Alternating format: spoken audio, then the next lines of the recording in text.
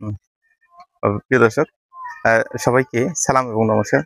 আজকে আমাদের এই প্রজেক্টের আমরা বন বিম দিচ্ছি এবং এবং সিলাইট পর্যন্ত যে বন বিমটি হয়, এটা আমরা নতুন সংযোজন আমাদের সিলাইট পর্যন্ত একটা আমরা বন বিম দিয়ে রাখি। এটি মূলত আমাদের বন বিম।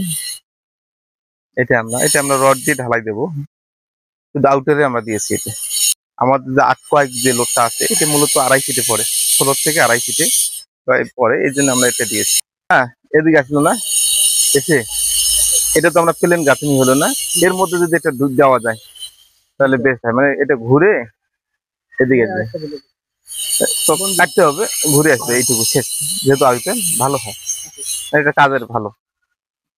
হুম, কাজটা এখানে যদি ডালা ছাড়ানো যায় আমাদের রড করে রড সারি, তো সাইড দেবে, হ্যাঁ রড এটা সাইড রড দেবো। সারি পরে কাজ হবে। এরকম সাইজ আছে, হুম, এরকম রড সাইড রড দিলে সারি রডটা শক্তি হবে। এটা আমরা লোডটা দেবো মূলত সাথে ফল সাথে ফল স্ল্যাব হবে, সামনের 2.5 যে ফিট বাড়বে, পোস্টটা ওর মধ্যে নতুন করে করবো।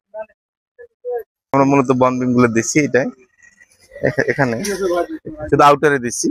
এটা মূলত ভূমিকম্প প্রতিরোধের জন্য দেওয়া।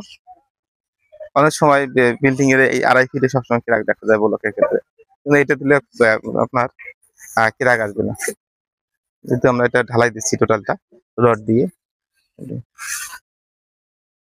আমরা এখন ঘুরে ঘুরে দেখবো এটা।